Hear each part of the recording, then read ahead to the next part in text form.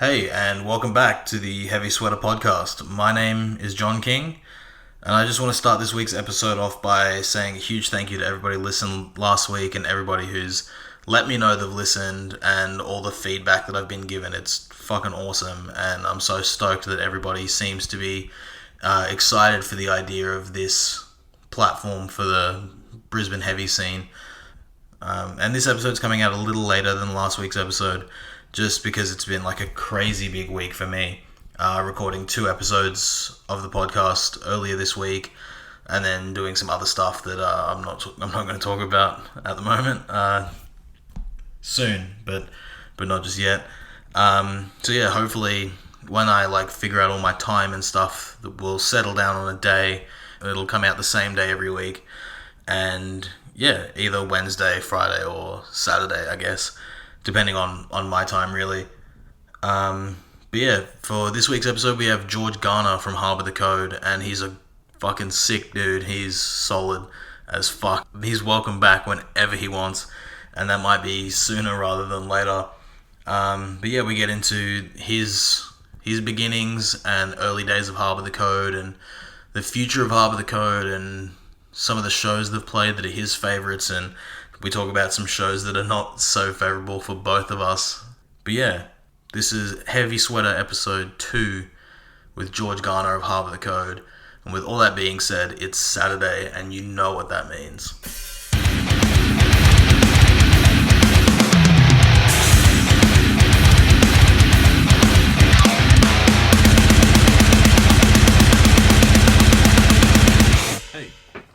Sup, dude? These are hell weird every time I do the intro, because I don't, it's when I'm meeting people the first time, I'm like, hey, and then they're like, it's weird as fuck. I'm cringy as now. I can talk to anyone outside, just normal as fuck, but as soon as I'm under pressure, I'm like, I feel so awkward. It's pretty weird. It's pretty weird. But we'll get straight into everything, and the first thing I want to know is where heavy music starts for you, and the first time you hear something heavy. Alright, dude. Growing up, big family. Yeah. Everyone was into anything but fucking metal and shit. Yeah. My older brother was the typical, Tupac, all that sort of stuff. Yeah. Sisters, TLC, anything R&B. Sick. And then it wasn't until, the real, I guess the emo phase came in. 100%, So that was when I was going through high school. Yeah. And, yeah, dude, I think this is not even metal, but I first listened to, Hawthorne Heights, Senses Fail. Sick. Yeah. And then that little bit of screaming. Yeah. Was like, what? Yeah. And then it kind of just progressed from there, dude. Yeah. I can't even tell you the first...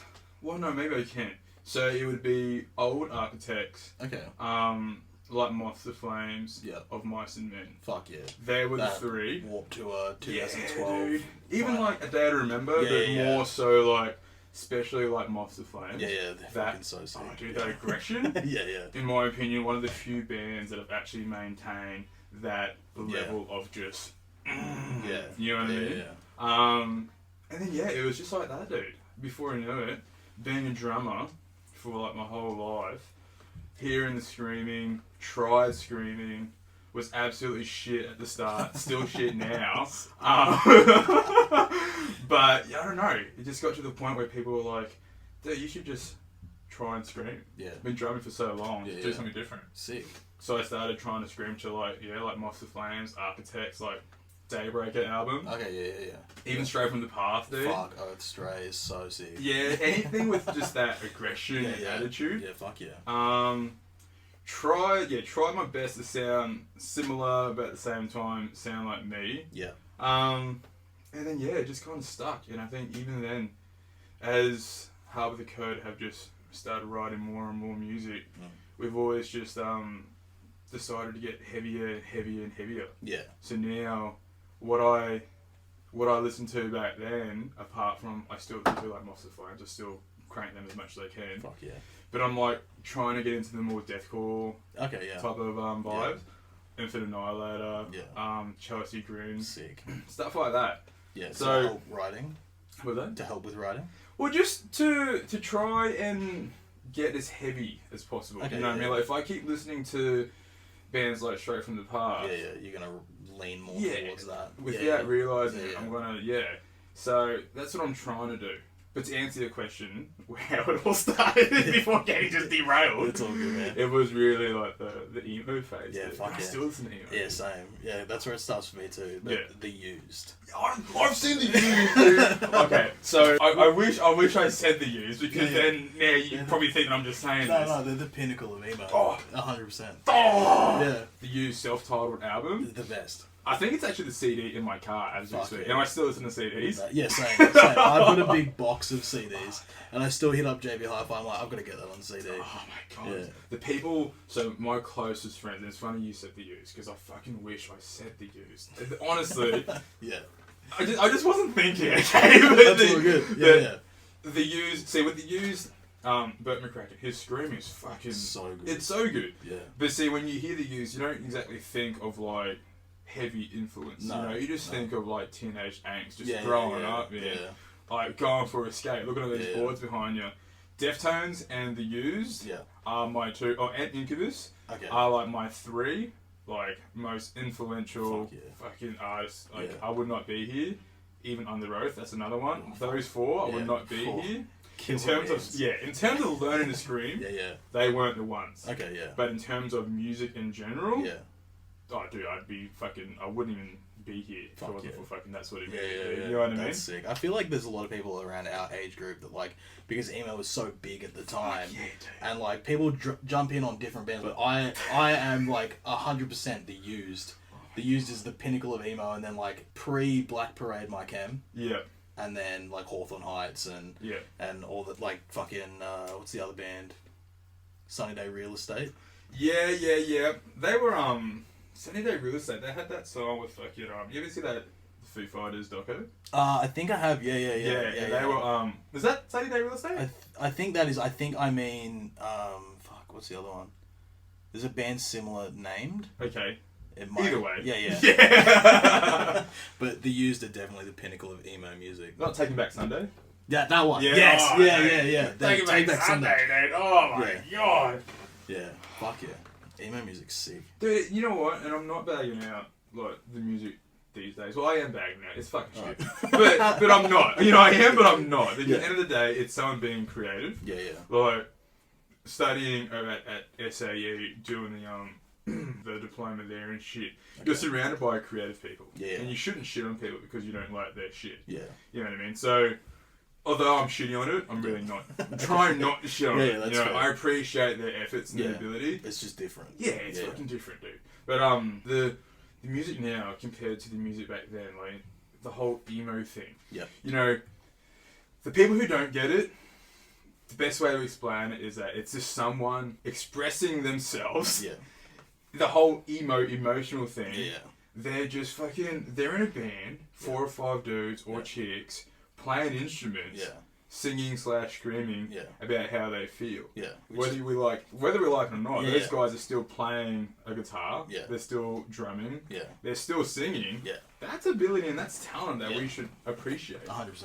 And that's my point where it's like I appreciate the ability that someone has to sit behind you know, on fucking whatever they use, Ableton or whatever it is, and create and produce some form of music. Doof. Yeah, dude. I appreciate that. And it would be nice if others were to look back at that whole emo phase and appreciate it for what it really was. I think now, like, a lot of people do. Yeah, But, fuck like, yeah, dude. at the time, it was like, emo can get fucked. It's all about As I Lay Dying and shit like that, which are still sick. As I Lay Dying is sick, but I think, like, our age bracket is like the people that were listening to emo as well as I Lay Dying type bands, so like the heavier bands at the time as well as the sad boy music. But you know what, dude? It's people are gonna hate me for saying this, but like you think about the bands prior to the emo phase, like Linkin Park, like Hybrid Theory is such a fucking awesome album. But there are songs on there that are fucking pretty emotional. You know what I mean? But no one's bagging that out. No, But fuck, Linkin Park, another. That's sick. Oh my god, dude. Hybrid Theory is one of those albums where you just put it on, Yeah. and you just And let let it it fucking run. play. Yeah, Oh yeah. my god. I'm dude. literally like that with every used album except for The Canyon. I can just put it on, let it run, and I'm like, I'm pretty content. Okay, you're gonna hate me. All Because right. after saying how much I love the Used and I'm gonna Yeah. be here, Yeah. that's for the first 2 albums. Okay. Everything after that you're not Oh, into. God, dude. Really? Like, Bird and Worm from Yeah. the 3rd album. Yeah. And Pretty Handsome Awkward. Yeah. Yeah, Those okay. singles. Yeah. Yeah, and then maybe is the album Artwork? Was that another album? Yeah. So That's the Blood one on My after that. Hands. Yeah. After that, dude. Nothing. So that's after one that. song from that Yeah. album. After Really? that, yeah, I couldn't fuck with it. Really? You know, I think maybe because Burton Crackman's getting a bit older, Yeah. and even like watching him, I've seen the Used, the whole band, not just him. Just him. I've seen the Used 3 times. Okay. And whenever the parts coming up for the screaming, you know, Yeah. Burton Cracken never screamed. Yeah. And I think that's probably just due to the whole touring for how many years, and dude. like loves drugs. Oh, dude, it would have to have some effect on your vocals. 100%. And I think that kind of maybe came into the whole writing process as well. Yeah. Because the Used self-titled album, it's so raw, dude. Yeah. Maybe Memories, Bulimic, fucking Boxer Taste of Shop, It. Oh, obviously. so, like, you know, you Yeah. actually listen and you Yeah. can hear him, he's screaming. But even the end of the greenest scenery, Mm. when they're like throwing pots at him, Oh, and he was just like screaming for no reason. yeah. Yeah. That's it. It's just like complete rawness Yeah, there. it's, And then it's fire. it would have to have some effect on you after 100%. X amount of years. Yeah. So I think that may have been, in my opinion, a contributing factor to the change in sound and shit. Yeah. But fuck, you know what? End of the day, I don't blame these bands that they produce and write the same music over and over again. No doubt, it's gonna get boring sooner or later. Yeah. So you can't bag them for changing their sound. Yeah. But I Especially being will around bag that. Especially being around that long, it's definitely change is inevitable. Yeah. 100%, man. Yeah. I guess sooner or later, and I keep going to open my water bottle, then I get, I think about something I want to say. Yeah. I need to have a sip of water. What's it? Right. Sick. Like, I'm not sure about you. What, let me turn this around. Let me fucking interview you for a second. Out of So- the 3 I've done, this has happened twice now. So, Yeah. we've established that we both liked, or fucking loved emo. Yeah. Wouldn't be here without it. Yeah. What music do you listen to? Are you all fucking... So I get pretty weird about what I listen to. Like if I'm in a mood at the moment, I'm fully back into Moose Blood, Mm-hmm. which is like I dropped off for ages and was like listening to like Incendiary, Stray from the Path, just like hardcore bands, Twitching Tongues and all that shit. So now I'm back on that, but I still listen to like Alpha Wolf every other day. Yep. Ghost Inside's one of my favorite bands of all time. Mhm. Buried in Verona Mhm. will always fucking slap. But then I'll switch and I'll listen to like the Smiths. Yeah, fuck yeah. And then I'll switch again and I'll listen to Lil Nas X, Mm. who's like one of my favourite rappers at the moment. Fuck, really? Yeah, and Post Malone and shit. And I've seen Mhm. Post Malone live, it was fucking skits. But yeah, pretty broad. Yeah. Depends what I feel like. But Yeah. for the most part, it is like those hardcore bands Yeah. like Stray, Ghost Inside, shit like that. Yeah. It's such a... Dude, with me, I'm the most non-metal person. Sick. You know what I mean? We're not now... Let's just establish... When I say metal, I'm just covering everything from metalcore, deathcore, hardcore, Yeah, yeah. anything that you want. Anyone that's screaming Yeah. and there's a bit of fucking aggression in their Some guitars. crunch and on their guitar, Yeah, yeah. I do. I'm just classing that as metal. Yeah. I'm the most non-metal person in the world. Now, going back to the start when I said I listen to more deathcore shit, it's only when I work out. Yeah. If I'm not training, dude, I don't listen to any metal. Okay. Like, 100%. Sick. And it's so Interesting. strange, dude. Yeah. And I guess it goes back to you listen to the same shit over and over again. It's like you need to give your ears a break. Yeah. It goes back to the bands that write this, similar sounding albums and they just get over it. Yeah. They want to write something different. Yeah. It's the same as me. I listen, and probably the same as a lot of people. People, they look at someone who's in a metal band Yeah. or a country band. It doesn't have to be metal. Anything. You know what I mean? Gross. Yeah, dude. Anything. Let's go with the country music. Right? Country's disgusting. Dude, you listen to someone, or you look at someone who's in a country music band, Yeah. and then you just automatically think, well, fuck, they're in a country music band. They probably listen to country music all the time. Yeah. But for all you know, these fuckers could listen to like metal and Yeah. shit, dude. You know what I mean? Like, once upon a time, not so much now, but I used to watch a lot of like mixing videos and whatnot. Yeah. And when it comes to like metal and shit, dude, there are so many like metal producers who are now going into the whole country music scene and vice versa. Because at the end of the day, whether we want to admit it or not, country music, although it's not everyone's cup of tea, it's still X amount of people in a band. It has a massive following though. Dude, yeah, well, these are still musicians. You know what I mean? There's still people playing a guitar, playing a bass, fucking playing a banjo, whatever it is. Yeah. They're still amazing musicians. They're you know just what I mean? playing it out of a 5150. Yeah, dude, that's exactly right, man. That's exactly right. Some people don't get it. Yeah. And there are days where I don't get it, and then there are days where I'll fucking listen to Rascal Flatts, you know, we're like, Rascal Flatts are crazy. Yeah, well, this is actually not too bad. It's a bit fucking... Life is a Highway cover. Yeah, dude! Fucking Life is a Highway is a gangster song, man! Dude, that's the thing, it's so fucking... Like, it's so crazy. People shouldn't judge a book by its cover. Yeah. Because just because you're in something doesn't necessarily mean that that's really what you're into. Yeah. And I think as we get older, our tastes are gonna continue to change. Yeah, you know, we could talk to each other in X amount of years' time, 2 years' time, and I might not even be in the metal scene anymore. Yeah. I could be in the fucking country music scene. Interesting. You know what I mean? Well, that's exactly right. It's so fucking strange, dude, because music is amazing, dude. It can fucking take you everywhere. You know, if you let it. Yeah, for sure. If you let it, dude, it can take you anywhere in the world, man. Definitely. And it's fucking nuts, dude. Yeah. But how good is it? It's so sick. Yeah. Fuck. It's the best. And then mixing, you guys mix your own stuff. Yeah, so through Harobor the Code's early career, we've really relied on just doing shit ourselves. Yeah.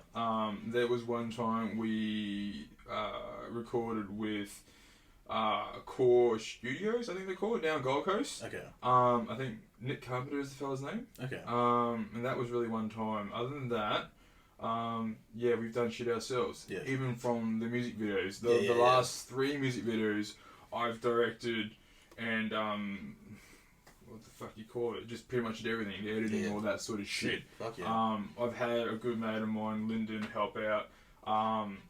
But yeah, other than that, we try to really, I mean, fuck, if you got, I don't want to say if you got the talent, that sounded, I'm not sounding up ourselves. I mean, if you got the resources and the ability to do it yourself. Yeah.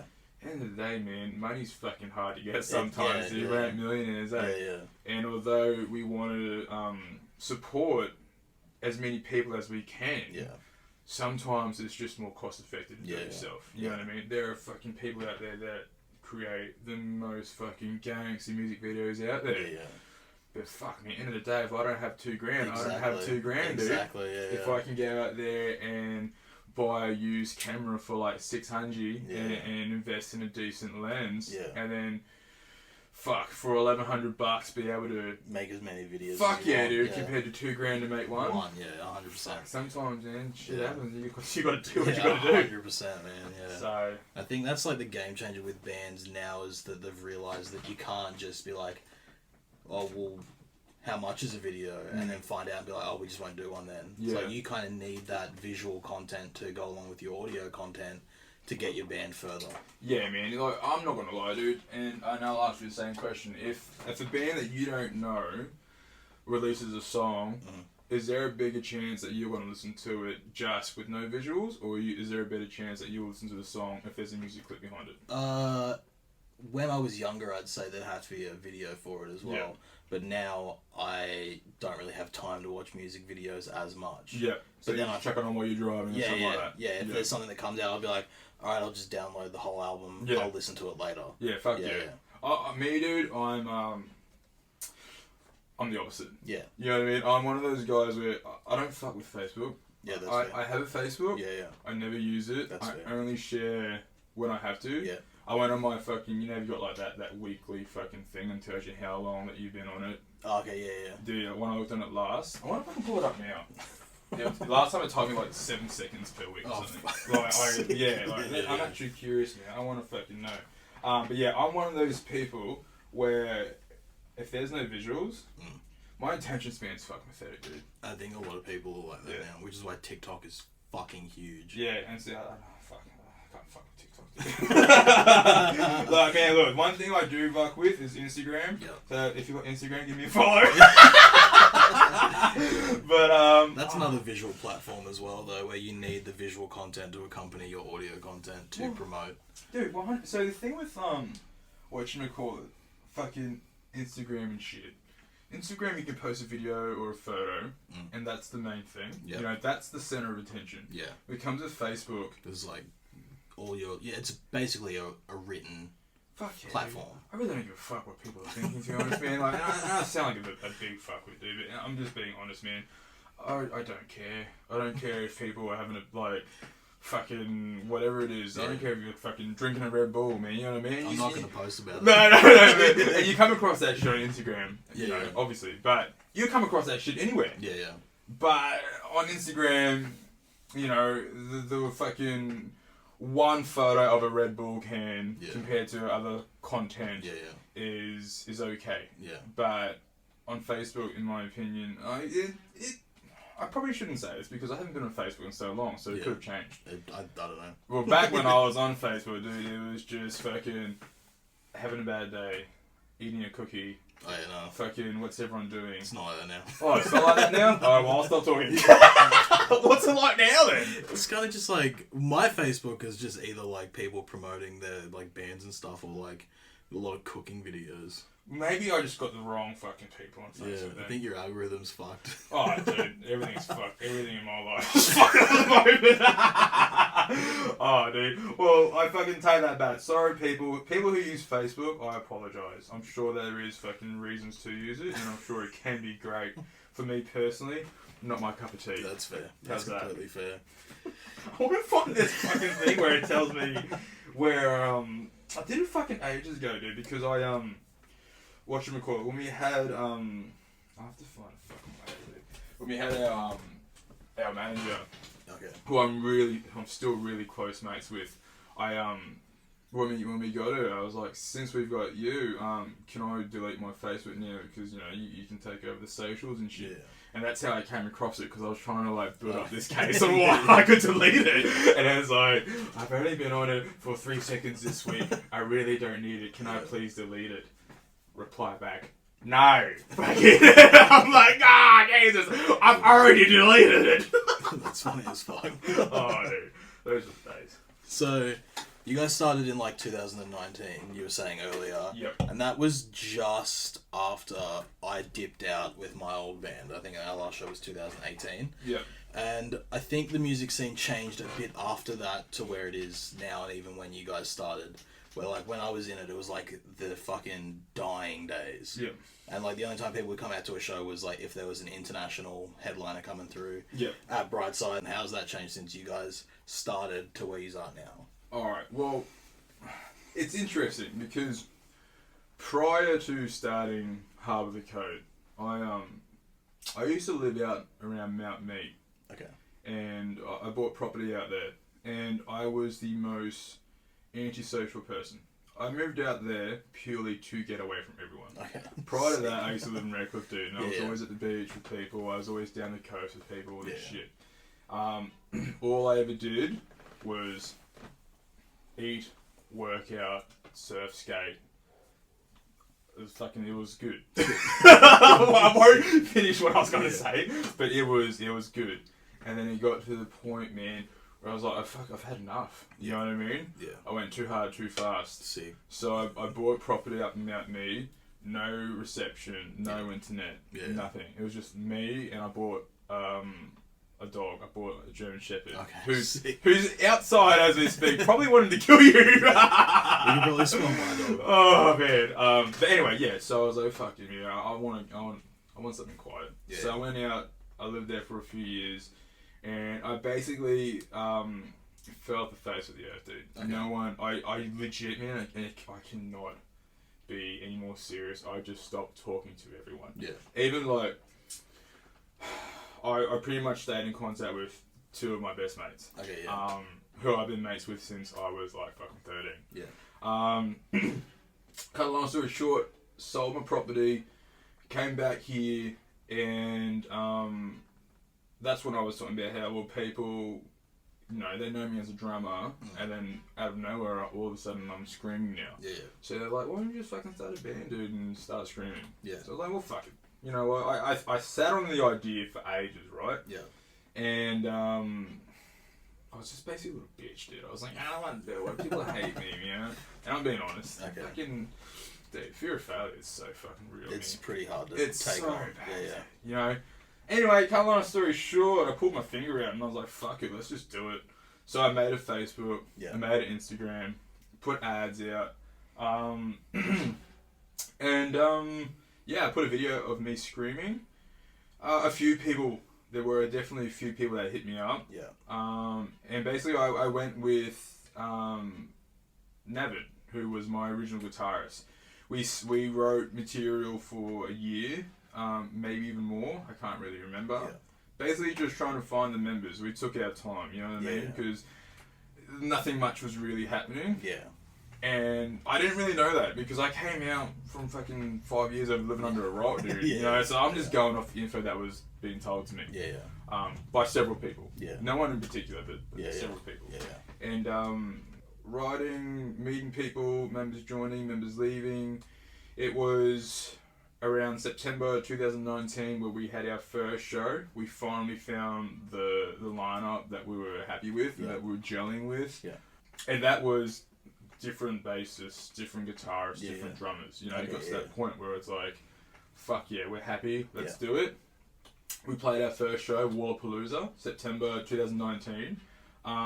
Went really well after technical issues. It went really well. We actually took out the I don't know what the actual prize was called. Yeah. But basically it was $500. Okay. I think it was something like best new talent or fucking something like that. Something like that. So we took out the 500, and we were like, fuck. Without being up ourselves, we're actually not too bad. You know what I mean? Like, people were fucking going nuts, dude. People were getting kicked out of our set because they weren't allowed to throw down. Fuck. But fuckers were still throwing down. Where was that at? Hey? Where was that at? That was at the... Oh, fuck, is it like the Wallaby Hotel or something? Okay. I can't really remember. Interesting. So we were Gold Coast based. Yeah. I was doing Brizzy Boy. Okay. Yeah. Crazy. Yeah, it just got to that point where it's like... Navid was from the Gold Coast. Yeah. And, you know, it was funny because... Prior to moving to Mount Mee, I was always down the Gold Coast. Okay. So I was like, I don't know. I was like, whoa, maybe it's a sign. I used to always be down here, and now I'm fucking gonna be doing music down here. Let's roll with it. Yeah. So cut a long story short, we played maybe one or two more shows after that first one, and you know, we were getting the attention from certain people, and I won't say who. But we were getting the attention of people who are still with a big agency, and I won't say names. But yeah, so to cut a long story short, we started talking with someone, and they were mentoring us, I guess you'd say. Okay. And before you know it, we got that North Lane show. Yeah. That was the most craziest night of my life. I believe it. I remember I was sitting on the couch. And Matty, my bassist at the time, he basically just messaged a group chat and was like, yo, fucking blah, blah, blah, blah. Not joking, we're opening for North Lane. That's crazy. And, you know, obviously we were like, fuck off.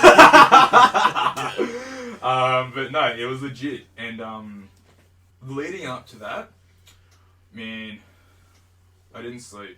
Even playing any shows, dude, like... I still am close with Maddie, but when Maddie was in the band, we were like bum boys, and I used to tell him fucking everything, and I used to lose sleep like a week out from a show. Yeah. You know, and that was any show. That was a show in front of fucking 10 people. It was a show in front of 50 people. Yeah. I would just lose sleep. Yeah. And it's fucking nuts, but yeah. So going towards that North Lane show, fuck me, and I was like a zombie, Yeah. Like, I couldn't sleep. I was fucking just useless. You know what I mean? Like, I can't even fucking explain it. I can't remember much. I just remember I was such a fat shit and I was useless, couldn't sleep, and I was nervous.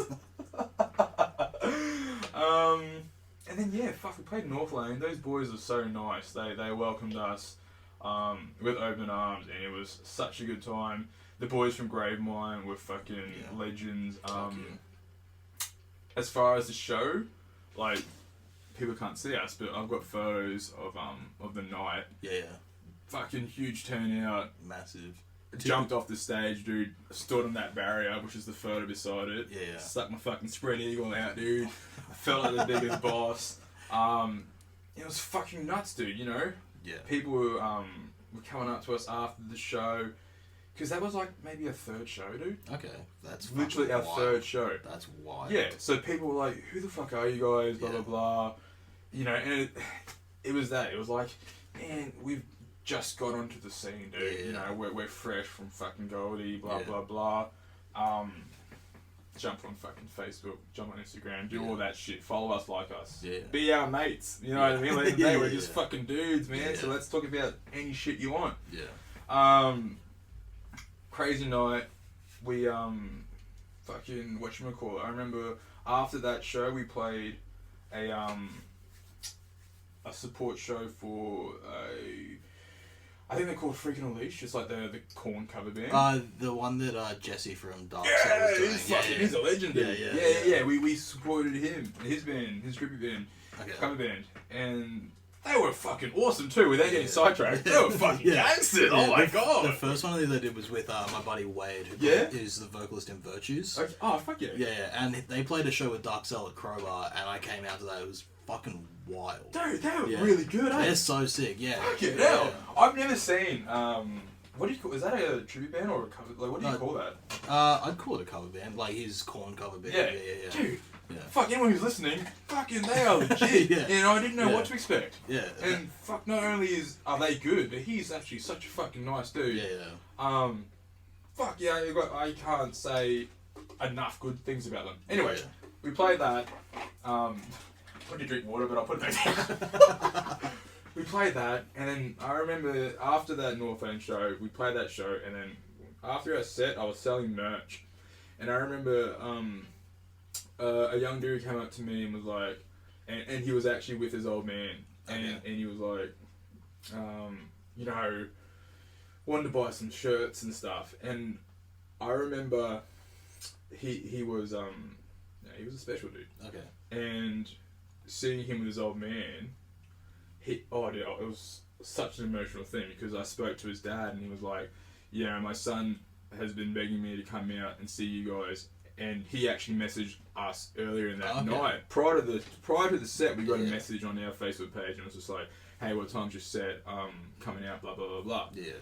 And I remember replying to it, and then it turns out that was the dude who messaged That's us. sick. And dude, it was the most fucking emotional thing ever, because the dad was telling me that he was begging him to come out and watch us, you know, and they never go out. Yeah. And the only times that they can go out are very limited because of, you know, his circumstance. Yeah. And the fact that, you know, they came out and saw us, dude. Yeah, that's crazy. That was fucking. Dude, I was like crying, man. You know what I mean? Like, it was it was the nicest thing in the world. Imagine a complete stranger coming up to you and it's like, I fucking sweat your you know what I mean? Yeah. It's fucking, it's crazy. Yeah. Even now talking about it, I'm fucking such a bitch. No,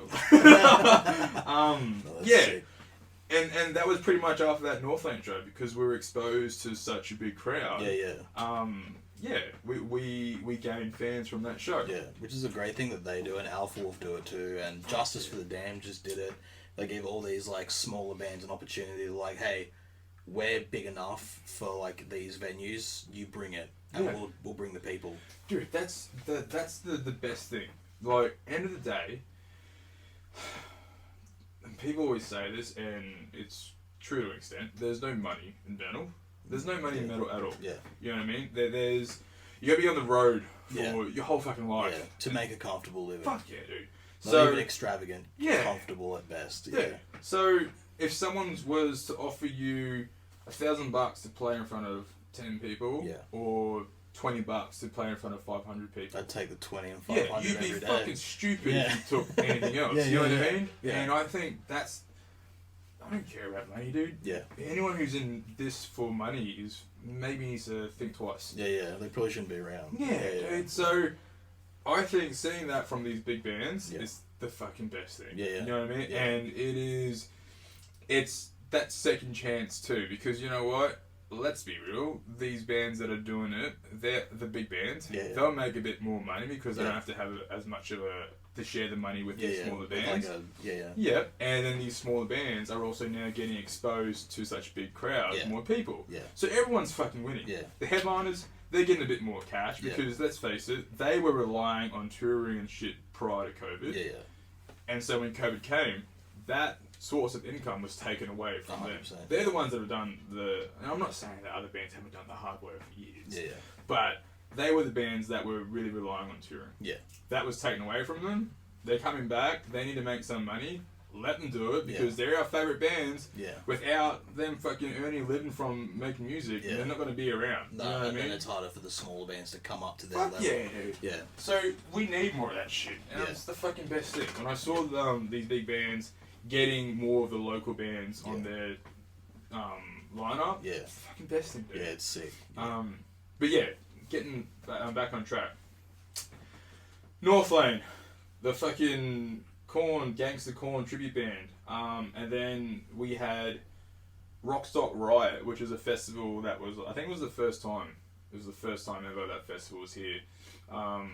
And we were 2 slots out from the main act. Okay. We were on at 8:30. That's crazy. We were getting paid the most we've ever for a show, Yeah. like $500 or $600. Fucking crazy. Yep. Yeah. And then that weekend, dude, was when COVID canned everything. Fuck, man. Yep, it was That's literally. fucked up. We got the message on, I think, the Friday. They left it to the last second because they were trying to, hold off. Yeah, yeah. We were playing Saturday night, 8:30, getting paid about $600, and then Friday. Sorry, it's, too risky, blah, blah, blah, Yeah, so fuck. done. And then, you know what? After that was fucking 2020 done, dude. Yeah, There were yeah. no more shows None, until yeah. fucking, end of the year, whenever I it was. think so. I think there was 1 or 2 at the end of the year, yeah. So we were lucky. We had a show in maybe September, October-ish. Okay. We played with Among the Ruined. It was the album launch show, I believe. And it was good, man. I kept a tally on how many tickets we were selling. And for a 70 cap venue at Brightside, was 70 capacity. I think we sold close to 45 of those tickets. That's sick. Yeah, fuck yeah, dude. It was cool. good, man. It was fucking good. We were like, well, maybe the momentum that we had prior to COVID hasn't completely evaporated. Yeah. But to cut a long story short, dude, COVID has fucked up so much, man. Yeah. And it has made Definitely. things hard. Yeah. Where you could play a big show and then try and use that momentum to get the another next big one, show. yeah. It's so much harder, dude, Yeah. because you play in front of 50 people or 70 people, Yeah. and then it's like, all right, well, we've got another show in a month. Yeah. Let's get 50 more people out. It's like, Yeah. and you shouldn't really complain because I know there's good mates of mine that are in other bands, and they were fucking selling like 2 tickets for a show. Yeah. So we shouldn't be complaining and selling a capacity of 70. Yeah, yeah, But definitely. fuck, man, it plays in your head, dude. Yeah. 100%. It sucked the life out of you. It took all the fun out. Sure, yeah. It added extra hidden pressure, Yeah. and it's just such a fuck thing. Yeah. Oh, I've noticed now though that when there are shows going off, that they do seem to sell out more often than not. Mm. Even if they are like smaller capacity, but like in big venues, there are more people that are willing to go out and see local bands now and support local bands. Yeah. In the hopes that like to build up these bands, I guess. Yeah. It's a fucking crazy thing, man, because I know there are mates of mine that said that they liked the whole seating thing. You know how they were seating shows? I did not like that at all. You know what, like, and I didn't say anything to him, and I won't say who it was, but when he said to me, it's like, oh, I liked it because, they were sitting down, so you couldn't tell if they weren't digging you, if they weren't feeling you or not. You don't want that though. That's my point. You man. want the feedback from the crowd straight away to be like, right, that doesn't work. Yeah. So what do we do now to make this work? That's exactly right, Yeah. man. If someone was to come to me and say, and they do, if someone were to say that, we were playing a show and I was a bit down because I could see people visibly not being into us. Yeah. all I can say is, well, fucking do something about it.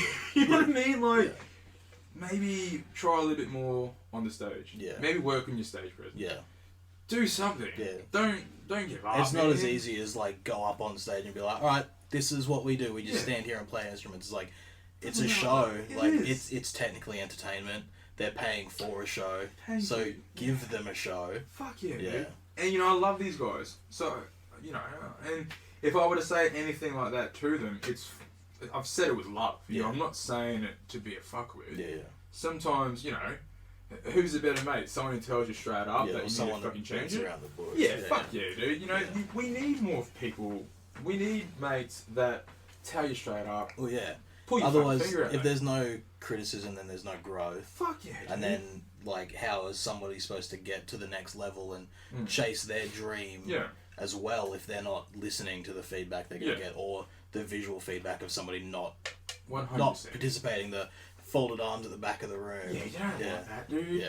Like, that was part of the reason why we got that momentum and we got that, what's the word?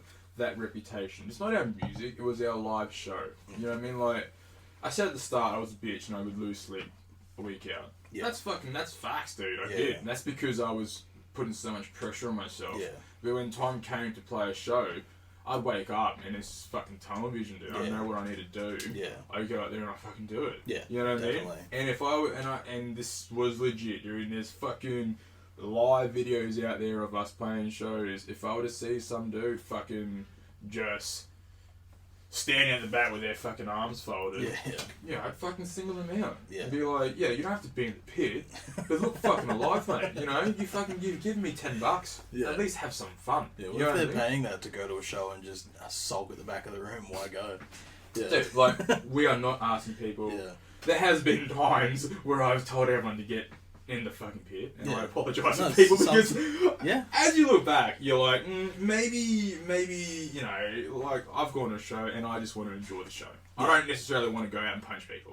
So I've grown to learn that, and I try my best to just respect the people who don't want to be in the pit. But, look, you don't have to stand there looking like a fucking zombie. Just bang your head or something. Give me energy, and I'll give you energy back. You know what I mean? So, oh fuck, I'm just ranting now. I'm so sorry, dude. I'm getting worked up. When's my next show? I need to get back out there. I fully back that though. Like, there are sometimes I've played shows and like playing drums in my old band, like our vocalist would be up the front and be like, why are you at the back? Come the fuck up. Like, get up the front. You don't have to like mosh or anything, but just come up and fucking hang out. So like, people need that encouragement, otherwise everyone's just gonna be at the back of the room because they're too cool. Well, that's it, dude. It's like too cool. That's the best thing. Like, sorry, the best thing. That's the best way to describe it. It's the people who are like too cool to show that they're enjoying you. You know what I mean? It's like some fucker could be at the back with their face just completely blank, arms folded, not doing a thing. But in his head, he's fucking throwing down harder. It's like, just give me something, dude. Yeah, just bop around. Fuck yeah, you man. don't have to like participate. Just bop around a little bit. Give me a fucking round of applause or something. Yeah, for sure. Oh man, but I don't know. Some people are different. Yeah. It is what it is. Yeah, I guess. Yeah. So, I've been like that at shows, definitely. Like Post Malone, I was just like, I'm just gonna chill, watch this. But then like, being as an Ocean, I was like, I'm getting the fuck into this. Yeah, like, dude. It's gonna go off. But yeah. Well, that's the best compliment, eh? For a band who to make someone who's usually quite chill, for that band to bring them out of their shell and make them go fucking nuts. Yeah. What better compliment can you give a band? Exactly. You know what I mean? They're doing something right. Yeah. Fucking good on them. Even if they're not buying merch and shit, or like coming out and saying something afterwards, just like participating in the show is enough to be like, that was sick. 100%, man. And like, I know all of us bands, we rely on merch sales for some form of coin. Definitely. But yeah, fuck you, dude. I understand that not everyone can afford a $20 shirt. Dude. Yeah, definitely. Fucking some people live week to week, fortnight to fortnight, and it is what it is. Yeah. But yeah, like you said, come up to me after a show or come up to anyone up from the band and be like, you guys fucking rule. Yeah. And the second best thing, you know what? Even then, I would say not even the second best thing. I would say to say a show was a successful show, I would say that I would want a follow or a like on one of our socials. Because end of the day, these agencies out there, these bands out there, promoters and stuff, they all look at numbers. Fuck yeah, dude. And whether we want to admit it or not, and whether we like how it is. It's just how it is. If you, let's say this, if you were to put on a show, and you had to get a lineup, would you choose a band that had fucking 100 likes on Facebook or 1,000 likes on Facebook? Well, from being in that situation and knowing how it is, I'd rather go see the two bands and see which one pulls more people. In a perfect world, we can do that. In a perfect world, we can do that. From a promoter's standpoint, they're going to pick the person with more likes and follows because gets more eyes and more people will come, even though necessarily not the case all the time. May not be the better band. But let's reword it. Let's say you work for a band as their manager or something, and you don't have the luxury of going to a show. You sit behind a desk all day and you promote, you do this, you liaise with other band managers and all this shit. Alright, you need to put a show on, you got fucking an hour to find a lineup. What's the easiest way to get that lineup done? You look at their socials, man. Because whether we like them or not, sometimes it's not an accurate representation of their things. 100%. But fuck, sometimes you just gotta do it. It's more of a, that's an impressive number than that's an impressive show. Which is just the way it is. And it's been like that since I was playing shows, whether it was like a representation of how the band's related live, doesn't matter. End of the day, when you think about it too, if you're a band that does have a really good show to offer, and you've done a few shows, hopefully you would have built that reputation, and you would on your own, and then definitely. Surely if you were in that point or at that fucking point of your band's career, if someone were to say your band's name's Johnny Boy, and then you were the fucking best band in the world, but you only had 200 followers, if you were that good, surely you'd have more. Hopefully, and someone would know you. And if they don't know you, well, that sucks. For sure. You're doing something wrong. That's it. Fuck it. Anyway, I love them boys. I want to make it clear, I'm not bagging anyone out, which is why I've said no names. Definitely, Just being honest. It's just constructive criticism, which I think some people need, because like being in bands, you get too close and lose sight of like the overall like sound to other people. Because I know I'm a victim of that. Like I've spent the last year and a half, maybe 2 years, just working on something like super quiet, and now it's starting to come out.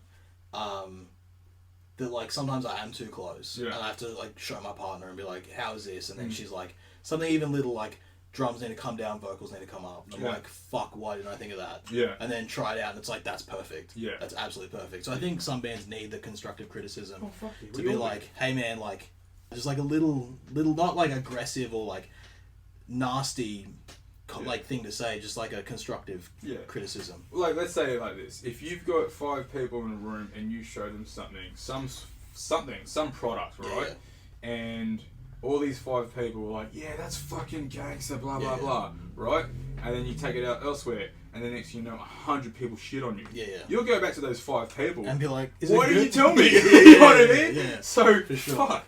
Let's just be honest and tell you straight up. Definitely. If something's not right, you gotta fix it. And it's not to like bury other people; it's to bring everybody up, because high tides rise all ships, which is like what we need. The more good bands getting around, the more good shows are getting around, the more people are going to come to shows. And that's just the realisticness of it. We need to like metal and anything alternative.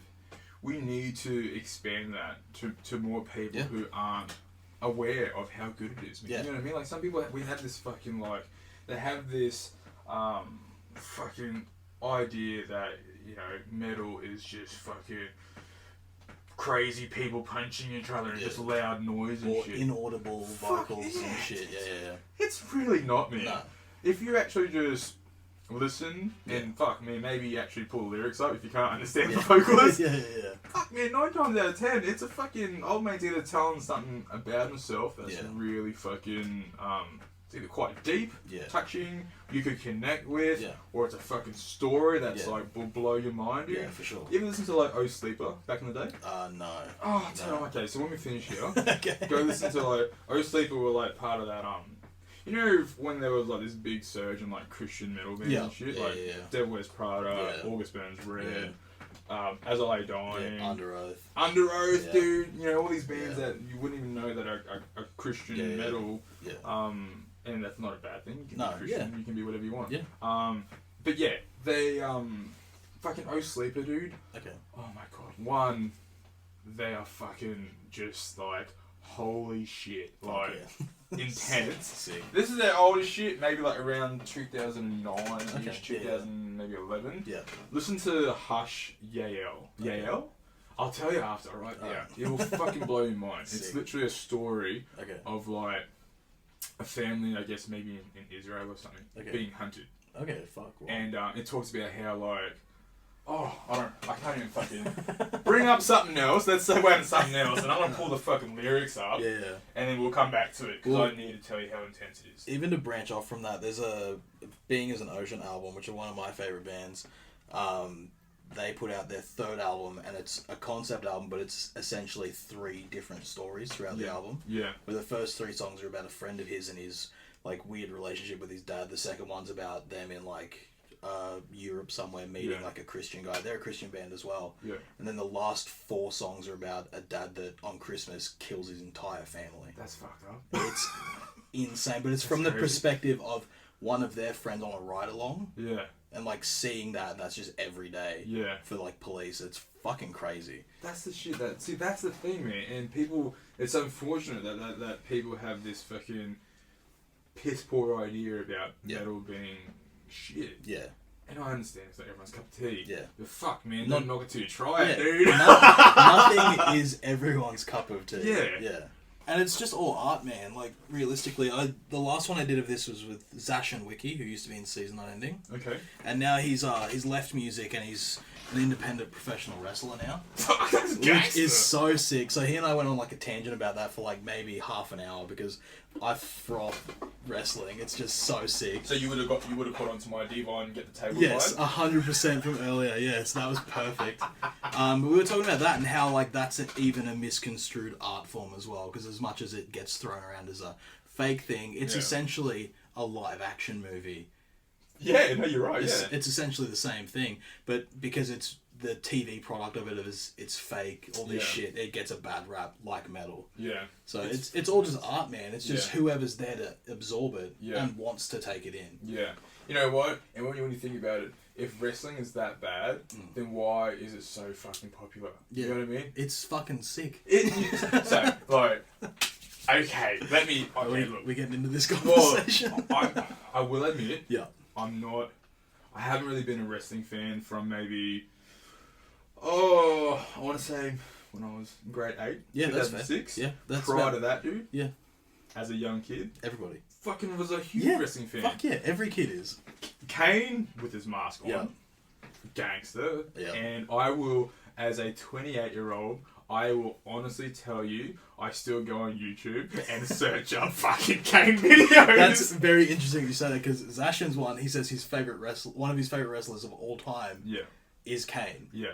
And I was like, interesting. I will tell you It's something. very interesting. I will tell you something after the show. Yeah, alright. And which will fucking prove to you Alright. how much of a Kane fan I Yeah, am. sick. All Fuck right. yeah. Prior to that, Edge. Yeah. Goldberg, dude. Oh, see, when I saw Goldberg come back, I was like, dude, don't. Yeah. It's just fucking Old chill, as man. fuck. Go host like a car show or Fuck something. yeah, dude. You know, like, don't wreck Yeah. this fucking. You've built something. Yeah. The You know what I perfect mean? image in your mind of Goldberg as a child. The speed. Like, what the fuck, dude? Yeah. Oh, see, that's what I don't like. I hate when people. They excel at something. Yeah. They fucking carve up. They kill it. They're fucking bee's knees. Yeah. And then they come back. And they're just not up to Oh, scratch. dude, they at just all. fucking now. Yeah. Here, well, look, prime example. Yeah. Here I am talking about what Goldberg has done coming back. Yeah. When it's like, dude, if you just didn't come back, all I would know is how fucking good you were at the start. Yeah. Why the fuck you gotta wreck it, dude? Yeah. Oh my Yeah. god. And then there's the opposite where, like, to Back to Music, Under Oath come back, and they put out a Game Changer album. That's the last one they put out. Was that the Raise Me one? Yeah, that one. They put that Erase Me out, and it's completely different. You don't like it? You don't like it at all. Wow. Let's get into that. Let's get into it. All right. It's not They're Only Chasing Safety and Define the Great Line, because those on their own are historic albums for that time period. Yeah. But for what they've done now, they haven't come back and been like, well, we're just going to do that again. Yeah. They're going to do something completely different, and lyrically, great. Still great. Musically, still great. Yeah. And creatively, still great. I listened to it maybe once. Okay. Because Aaron Gillespie is he is my favourite drummer. Yeah. So I listened to it purely for Aaron Gillespie. Yeah. And then, and I'm fucking shit because I can't tell the song that the drums blew my mind. Okay. But, it's the one, it might have actually been a single. It's the fucking, the intro, his drums are just fucking gnarly. When I heard Under Oath and Get Met Together, the original lineup, I was one of those idiots that was like, I hope it's Define the Great Line! And being so fucking naive and stupid, you know, getting my hopes up, and then when it wasn't really that, that's probably why I don't like it. That's fair, yeah. But even hearing Spencer's vocals, knowing Spencer's vocals from like Define the Great Line, and what was the fucking album after? It's fuck, I know what you're talking about. Lost in the Sound of Separation. Yeah, that one. See those, and those were the fucking ones that I loved. Yeah, that's fair. So that's. I shouldn't say it was a bad album. It probably wasn't a bad album. It's just not what you were expecting or wanting. So I take that back. I'm sorry if it sounds like a shit dude. It probably was a great album. But you're right. Just not what I wanted. Yeah. I'm fucking selfish. And at the same time, still art. And that might be someone's first Under Oath album that they ever heard and frothed it. Yeah. And then listen to what we would consider as better albums and you're like... Define the Great Line, dude. Yeah, it's fucking so good. It is. Yeah. Oh, it's so man. Good. And They're Only Chasing Safety. But then, like, there's stuff earlier than that where they were like a deathcore band. But they had a different vocalist. Yeah, it was before Spencer. And they're just, like, so filthy and shit, but it's so good. Now... I always was under the impression that Spencer was the vocalist from They're Only Chasing Safety. He did from... So they did 2 EPs as a like deathcore band. Yeah. And then they did They're Only Chasing Safety, and then Spencer stayed on the entire time. So the vocals we hear on They're Only Chasing Safety. Yeah, that's Spencer. That is Spencer and Aaron. Yeah. And then Aaron goes up until that one you said just before I can't remember the name of it. Lost in the Sound of Separation. That one. So he's until there and then he dips out. Disambiguation. Yeah. Was when didn't even listen to it. Dude, see, this is it, right? It's like... I couldn't give it the time of day. Oh, dude. Like, hearing that Spencer's still staying on, and it's just going to be only Spencer, you would think that Disambiguation's going to be a fucking gangster album. Like, a bit heavier, but it's still... retain the Under Oath elements. Yeah. It's a very disappointing album. For sure. I think a lot of bands like that, because I find Slipknot like that. Slipknot's one of my favourite bands, and since Joey left, I've just been like... You know if you know Jay Weinberg? I love Jay Weinberg as a drummer, and I like some of their songs, but just to me, like, it doesn't hit the same way. Oh, 100%. Yeah. But even seeing them live, I've seen them with Jay, and I was like... I don't know. Like, something about it just wasn't as intense. Maybe they're just getting a little bit older. Yeah, probably. Hard to retain that energy. But I was going to say something about Slipknot. Iowa. Yeah, that's it. Yeah. Iowa. Yeah. Fuck, man. How good is that album? In my opinion, there's 2 albums for me that I feel have the same intensity. Yeah. One of them you don't like, because you've already said you don't like it. Tell me again. Artwork by The Used. You reckon that's got intensity in it? It just has, like, this feel on it for some reason.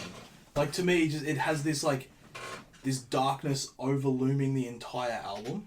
But Iowa's the same, and Iowa's just a very intense, dark album. Iowa is fucking... I re-listened to it the other week, and it fucking it amazed me.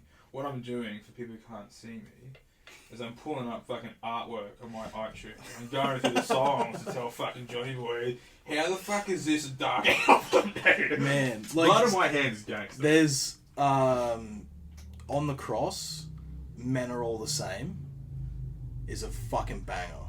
Those 2 songs rip so hard. Okay. Yeah, there's obviously they're poppy stuff, but to me there's like a mixing on it that makes it sound like there's something else happening. It's just got a different vibe. I'll have to re-listen to it. Yeah. Shouldn't knock until I try it. Blood on My Hands is fucking sick. It's sick. There's obviously like the the poppier elements that they used have always done, like the Empty With You and Watered Down and stuff like that, but there's still some hectic stuff on there, just like for a vibe. Yeah. Yeah. I'll have to listen again. The Burt McCracken's just so fucking gangster. Yeah. So I'm not shitting on it by all means. That's all good. This podcast is quickly becoming a love letter to Burt McCracken. Oh, he's just fucking gangster, dude. But you know what? If he fucking some crazy reasons he listens to this, he probably thinks I hate him. He's like, I love Al. I fucking don't hate him at all, dude. I've seen the bastard like 3 times, mate. He used to sick. Fucking, I saw them at with A Day to Remember. I think this was back 2012. Okay, yeah. I think I remember hearing about that when I was in high school still, and I was like, the Used are coming to Australia? What the fuck? Dude. So it was A Day to Remember the Used and You Me at 6. Yeah, I remember hearing about that show. Oh, dude, I remember. So back then, I was just a Day to Remember fanatic. I loved them. And that night though, dude, the Used fucking took the KK. Fuck yeah. It was like, sick. And you know what was? I remember like the little things like.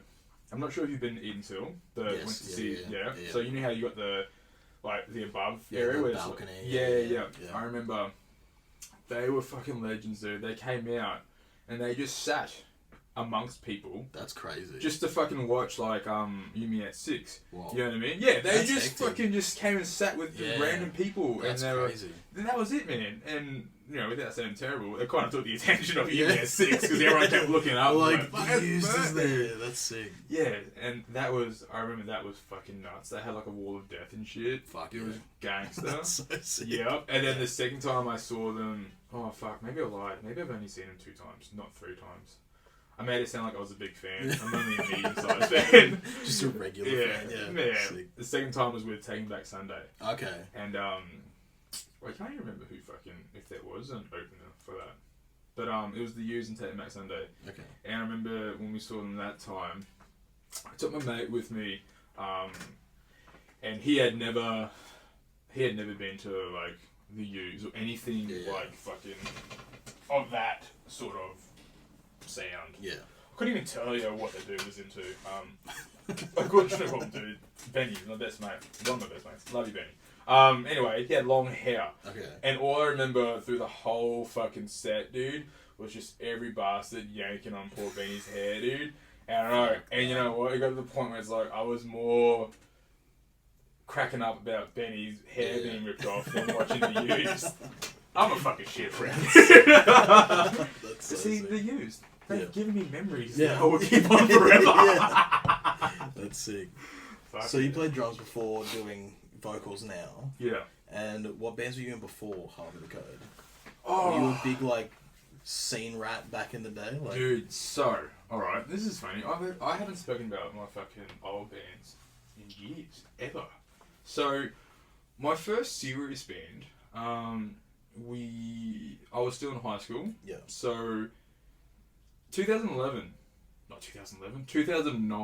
I was in grade 11. Yeah. And, basically my mates and I, we were footy fellas, you know what I mean? And this sounds so fucking stupid. But you know, in high school, you have your groups of people. Yeah. Just typical high school shit. Yeah, it is, man. And I was really lucky because my school, everyone in my grade, we were actually just all mates. Okay. Sandgate High represent. Literally unheard of. Sandgate, dude, really? No, not that. The concept of fucking everyone being friendly. Yeah. Oh, dude. Yeah, we were, man. Like, all the chicks, all the guys, we were just fucking lucky, man. We were just all mates. That's sick. There was no... And I'm so thankful. There was, no bullying or anything like that. So, anyway, getting away from that, we were... once again, I'm so sorry. We were the League Boys. We played rugby league, so we were the footy Is that the name of We were the League Boys. That's what it was. That's so funny. It's so shit, funny. It's not funny. It's cringe. That's so it's fucking, funny. I could say another word. It's fucking cringe. That's man. incredible. We're the footy boys. We're the League Boys. That's funny as fuck. It's fucking. That's I'm crazy. sweating now saying this. First band names are so funny. Yeah, but no. So we weren't called the League Boys. Okay. No. So that was just what our identity at school was. The clique was the League Boys. Yeah. So if someone was like, Where's Johnny Boy? Oh, he's with the League Boys. That's funny as fuck. That's so fucking shit. That's so funny. Anyway, I injured my knee. Okay. And I had an operation and shit, so I was basically out of footy for that year. And to stay busy, I just started drumming more. Okay. And I was able to play the drums sooner than run, if that makes sense. Yeah, that's fair. So leading to 2012, I couldn't play footy, and to cut a long story short, my best mate at the time was like, "Gonna start a band?" We're like, "Oh fuck, okay." So it was just really nothing, you know what I mean? It was nothing, and then we had this camp towards the end of the year, and a good mate of ours who also played footy wasn't quite a league boy. Almost a league boy. Yeah. Sorry, that was a piss take. Yeah. Cut long story short, we're at the sports camp, and it was just like a talent night. Okay. You know. That's weird. Yeah. And That's then, so crazy. you know, there just happened to be fucking drums and shit there. Okay. Yeah.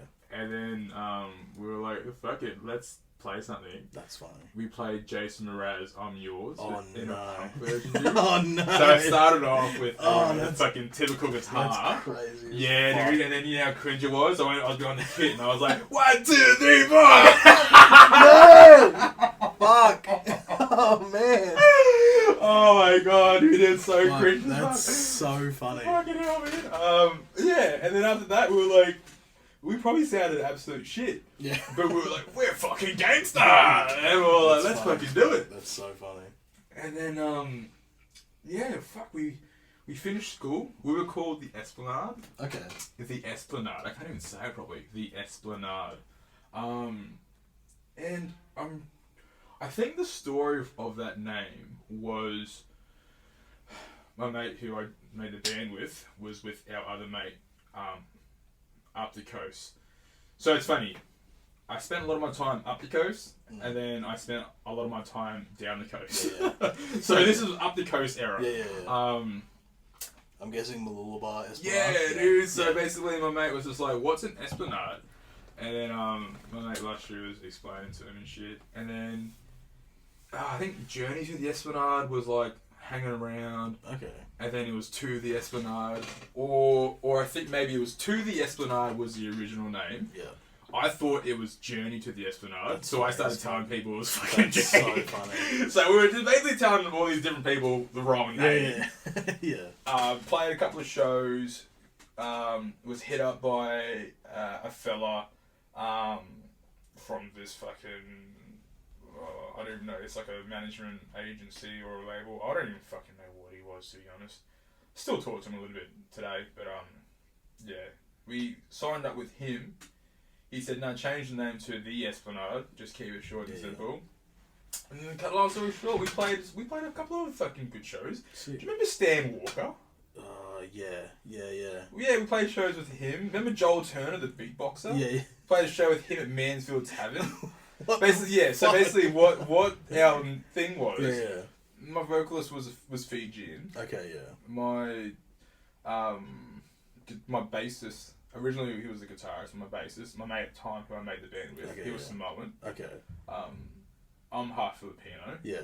And then we had another guitarist who was our good mate. Yeah. He was just an Aussie. Okay. So we were so fucking multicultural, dude. That was the thing, eh? That's crazy. The Joel Turner show was fucking weird. I believe it. Because he was on stage, he did this fucking weird beatbox. So we all had I remember we had 35, 40 minutes set, whatever it was. Yeah. Fucking beatbox for maybe 2 minutes. Okay. And then literally, have you ever been to Mansfield Tavern? No, I don't think so. It was so fucking strange to think about it now, because he walked through the crowd, onto the stage, beatbox fucking 2 seconds, dropped the fucking mic, walked out through the crowd, out the fucking door, and we were like, the fuck? Yeah. Is this guy done? Oh, sorry, I shouldn't say Sorry. Is this dude done? That's yeah, and that was fucking it. That's It was crazy. just strange, That's so man. crazy. This is fucking nuts, because I haven't spoken about this since the fucking night. Yeah, that's crazy. And what were you playing? What were we playing? Yeah, like what genre? Oh, okay, so Yeah, so that's funny. We started off like a pop rock type thing. Okay, yeah. And then we started progressing into like, our influences started coming out. Yeah. So, but then I was listening to like A Day to Remember, Amity Affliction. Yeah. And prior to that, I was listening to like Two Door Cinema Club and shit Okay. like that. Yeah. So I started off with like a Two Door Cinema Club type vibe. Yeah. Real fucking linear beats and real indie sounding. Yeah. And that was kind of our sound. Yeah. A lot of like delayed guitar and shit. Yeah. With that soul fucking R&B type Yeah. / rock vocal. Yeah. Cool. And then we just slowly transitioned into something a little bit heavier. Okay. In terms of like music. So a Dead Letter Circus vibe. Okay. And then I'll segue into something else after that. We were trying to sound like Dead Letter Circus because my guitarist, that was his favourite band at the time. Okay, yeah. And I was getting into like my double kicks and shit. Yeah. So we had that going. And you know what? Honestly, I thought at that point in time, that sound that we had there was fucking gangster. And I was actually loving it. Sick. And before you knew it, the guitarist and the vocalist just didn't get along. And we just fucking ended it, dude. Yeah. Yeah. And now what I was going to get to before was my first big band. We wanted to sound like Dead Letter Circus. Okay. My second show ever with Harobor the Code was Halloween Hysteria. The headliners were Dead Letter Circus. So it was Dead Letter Circus just for the damn. Fuck. Man, I remember Halloween Hysteria, I had fucking... So, without getting off topic, I had a real bad back injury. Okay. Like, maybe 3-4 years ago now. Yeah.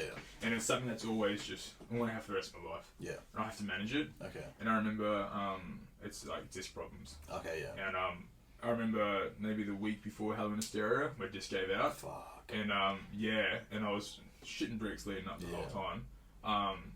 Played the show with my back brace on. Fuck. And I remember I jumped off the stage because I was so into it. Jumped off the stage. I remember I used to be really fucking aggressive. Yeah. And I there are times where I remember I know I've crossed the line. Okay. Yeah, I remember, dude. I feel absolutely shit because I didn't know, but I went to the guitarist of Justice for the Damned. Okay. And I literally run my finger over across his neck, as in slit his throat and shit. I found out later on through certain people, I won't say who, but Justice for the Damned, if you guys listening, I'm so sorry. You guys they hate me. I know Okay. that. Yeah. Well, I know one person does. And I'm genuinely sorry. Yeah. I didn't know he was blah, blah, blah. Yeah. And I used to get really into it. I used to let the music just overtake me. Yeah. I've since learned to control myself. I don't jump off stage anymore. You don't slit people's No, throats. I don't do. And I think back now and I cringe and I fucking hate myself for it. Yeah. That's all just growth as an artist, though. Yeah, it's my second show. Yeah. You know what I mean? I didn't know that. At the time, I didn't know I was crossing the line. Yeah. I didn't know I was going too far. Yeah, let alone them being there to watch close and enough to exactly do that. Yeah, dude. And that's what made me feel so shit because they told someone who I won't say who, but they told someone else. They were watching us. And I didn't fucking know who they were, dude. Yeah. You know what I mean? I never even... And I sound like an idiot.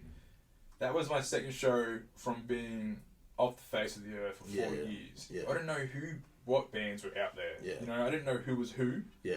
And then, when I found out that was whoever, I wanted to find them and apologise. Yeah. But I also was in severe pain because of my back. Yeah. So I played my set, and then I had to go home. Yeah.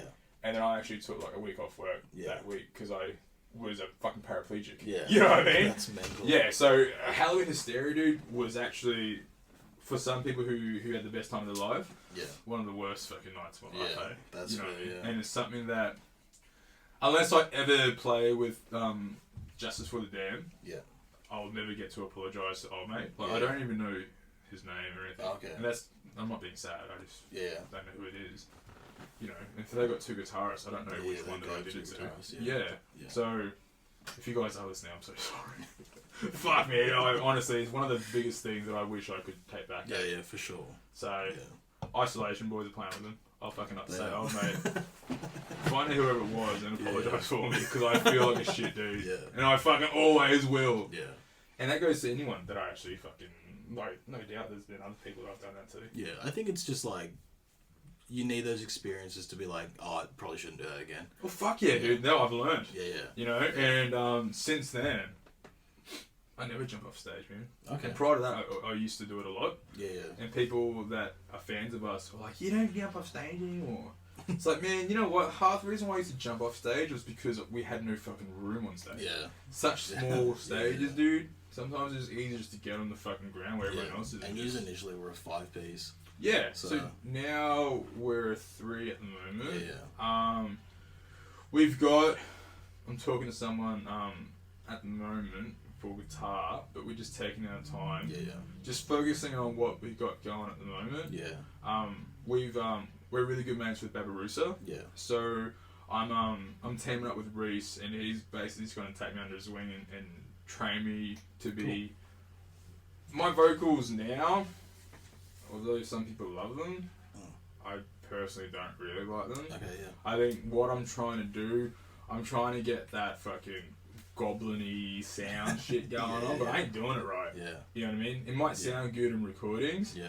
but the effect that it's having on me afterwards, it's not gonna last. So Reese has been kind enough to fucking just say, dude, let's do this shit together. And he's a weapon. Reese is the fucking man, dude. I love Reese. Yeah. Like He's got such a range. Dude, the boys from Babarusa, every one of them. Yeah, they're fucking fucking crazy legends, talented. Dude, they are. But you know what? This is the thing. For a bunch of dudes that have that much talent, they're actually genuinely nice too. Yeah. So, like, they're still so humble. Yeah. And fuck, I can't say enough good things about the boys from Babarusa. Yeah. Especially Reese, man. I feel like because they've all done it before. I know that some of them have been in like other really big bands. Yeah. Yeah, so like they know like what it's like to be spoken to a certain way or treated a certain way. So. Well, that's it, man. Yeah. It's fucking. I don't understand. I know there are bands out there. I won't say who. There are bands out there that are the complete opposite. Yeah, I've experienced a lot of those bands. Yeah. There are bands that aren't really at that point where they can be talking to you like shit, but yet they will. Yeah. You know, they will say bad things about you, and it's. Aren't we all trying to fucking just, you know, be mates? Yeah. You know, we're all in this for the fucking same reason. The love of music is it not? Yeah, for sure. Why try to make fucking enemies? Exactly. Yeah. Oh, it does my. And it just brings people down. Like you're bringing yourself down, and then you bring other people down with you. Dude, instead of building everybody up. There are people out there that this has affected so much that they want to step away from the scene. Yeah, I was like that. I was like that too, dude. I took a fucking, like, not many people know, I took a break from everything regarding music, not just metal, everything, dude. I stopped fucking listening to music and I began fucking reading Jordan Peterson books, dude.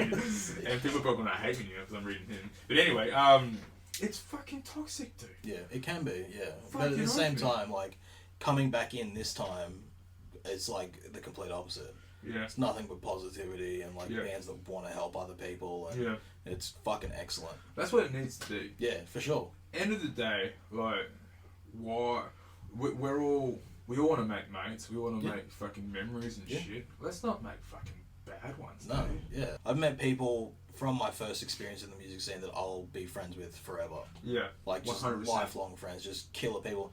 As much as I have people that I will hold a grudge against permanently. Yes. I'm kind of lucky because I've never had to play a show with the bands that have badmouthed us. Yeah. But there have been bands in the scene that have literally said, like, there's been posts, this is why I fucking hate Facebook. There's been like posts where it's like, who's your fucking least favourite band? First off, why would someone fucking ask who your least favourite band is? Yeah, it's a pretty hectic thing, yeah. And then they fucking dropped our name. Okay. Like, we've only been around for fucking like 6 months, mate. How could you hate us that bad? Yeah, that's hectic. Oh my god. But to bring another person's dedication down. Yeah. Because it's not like you're being lazy about it. Like, I know how it is to like produce your own music. It's you're working your fucking ass off. 100%. Yeah. Let alone just writing something that's different and creative and can get attention because the market's so over flooded with everything that you need to stand out some way. Yeah.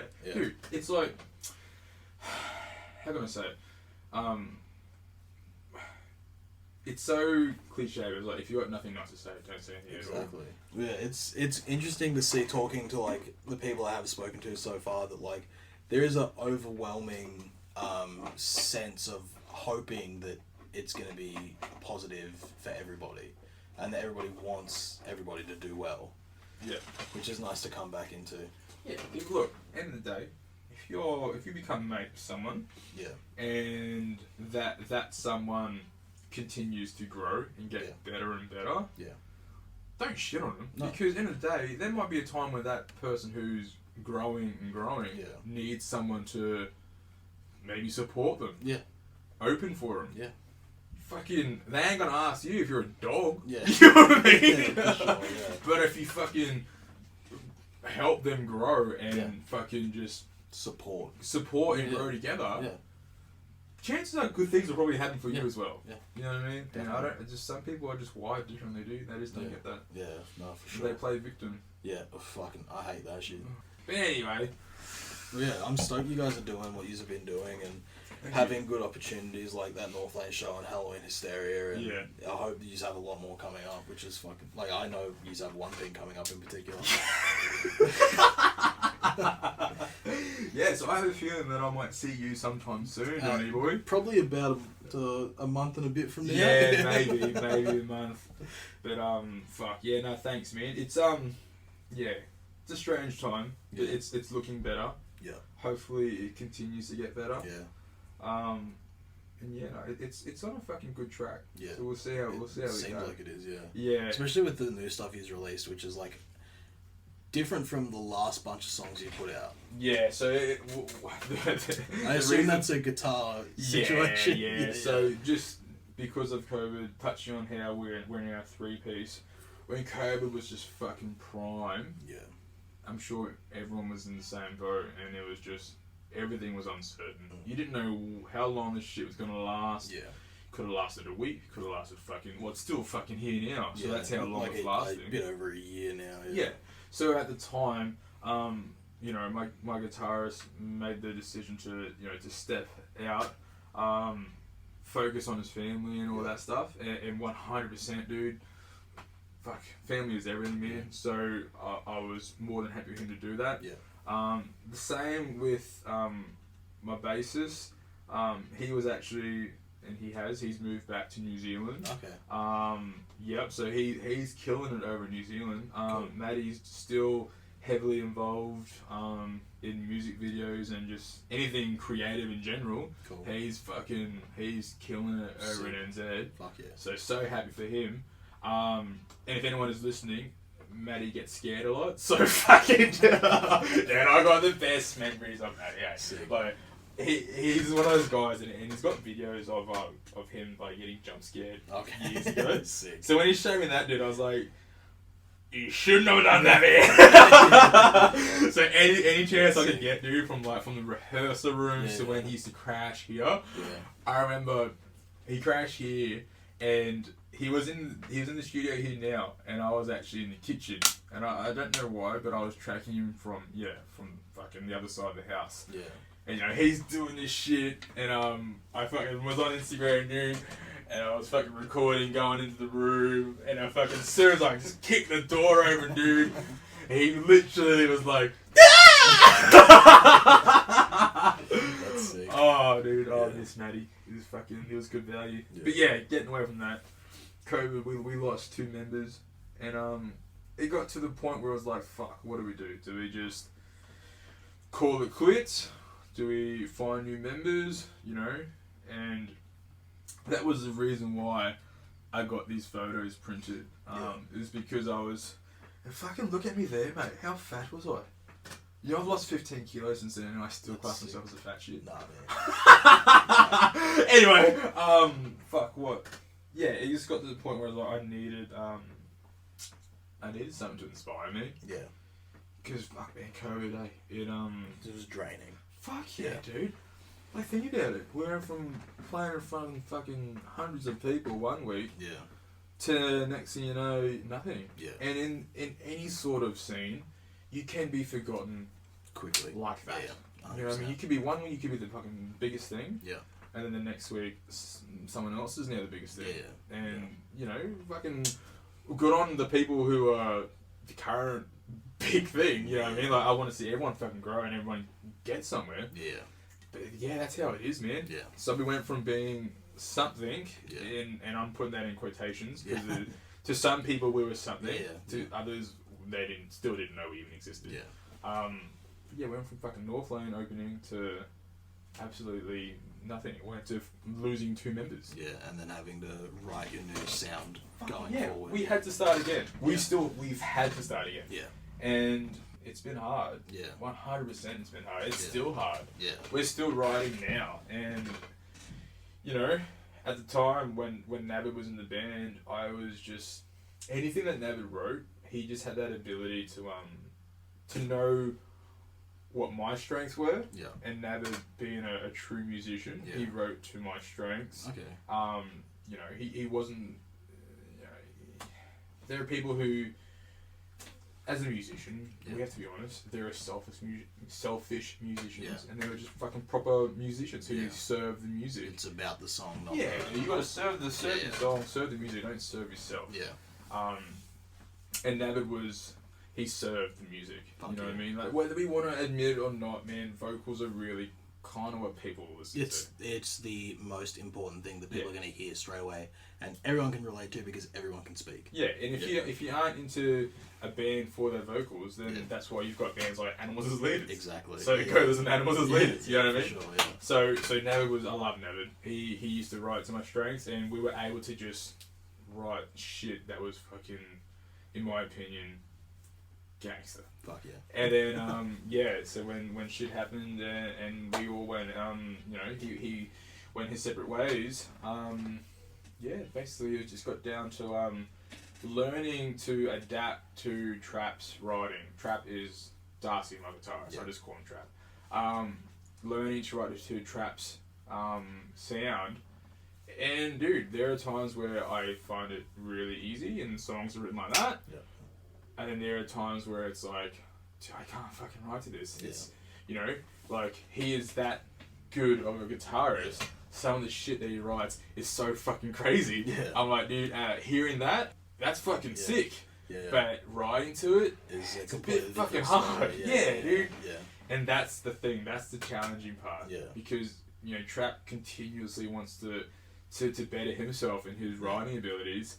And, you know, we got to find that balance between, you know, crazy fucking guitar, and but also being able to yell on it. Fuck yeah, because it's hard. Yeah. When you hear crazy guitar as a vocalist, I'm thinking, well, I want to leave this blank. I don't want to put vocals over it because one, it will clash. Yeah. And two, it'd be good to have this guitar bit heard. Yeah, yeah. But then when you hear the whole guitar, it's like, this shit fucking, it should all be heard. It's unrelenting. Yeah. So yeah, they're the challenges that we face at the moment. Yeah. They're not bad challenges to have. Nah, they're not. They're good challenges that would Yeah. help you grow Yeah, as a for sure. vocalist, as a songwriter, as a musician. Yeah. But they're challenges that take a lot of energy up. Yeah. Take a lot of time up. Yeah, for sure. So yeah, I sound like a bitch complaining. No, but no. Fuck it. I think anybody that's listening is in a band can relate because Yeah. it's always a struggle of creativity and Yeah. getting what everybody wants into one release. Yeah. Yeah. Now Navid's playing with Novus, and I love the boys at Novus. They are crazy. So if you actually look behind you, that poster there was actually the first time, that was Metal Reset. Okay. And that was the first time we actually played with Novus, first time I ever met the boys from Novus. And dude, it was just, you know, you meet people through life that you just click with. Yeah. And the boys from Novus, man, we just fucking clicked that. We sick. played a few shows with them. That's sick. And so when Navid said he was getting back into music, and he said he was going to join Novus, Yeah. fucking more than happy to. You know what I mean? Like any band that he was going to join other than ours, Novus, Yeah. fuck yeah. Yeah. Go sick. for it, dude. Fuck Anyone else? Yeah. Why not come back to us? You know what I mean? Like, yeah, but the boys from Novus, no, they're fucking lucky, man. They've scored, in my opinion, the fucking one of the best guitarists in Goldie, fuck. especially stage presence. Yeah. Sick. Like that's one thing Yeah. that I really miss. Yeah. I miss was the stage presence that we had as a 5-piece. Fuck yeah. And it's one of the big things that me and the other two boys continuously talk about. Yeah. And it's, you know, we've spoken about members in the past. Stage presence to me and to us is everything. Yeah. Because that's the one thing we were known for. Yeah. I don't want to change that. Yeah. You know what It's I mean? also like something people can remember. Fuck yeah, dude. And they'll see a band just like fucking vibe in their own shit and then be like, this is actually pretty sick. Well, I'm sure we've all had a band that we've tried listening to and we just couldn't get into it. Yeah. But then when we've seen them live, It changes. our Yeah. perspective has changed. Yeah. So that's kind of how we were. Yeah. You know, 5 dudes on stage, in sync, pouring out true raw energy. Yeah. That's fucking hard to come by. Yeah, definitely. You know what I mean? Definitely. And that's the thing. Finding these new members, it's not gonna be first dude to hit me up, you're in. Yeah. Man, without sounding like a dick, dude, I've gone through like maybe 16 fucking people that have hit us up. Well, yeah, and like it's sort of something you need to experience to know when there's enough for someone that isn't working out. Yeah. Yeah, like I've had people that like try to make it work, and it just doesn't, and then I've got to be like, I can't fucking do it anymore. Yeah. I'm gonna cut the cord and just do what's best for me to progress. Unfortunately, it's not this person. There's nothing against them. It just isn't working. Yeah. Yeah. It's fucking hard, man.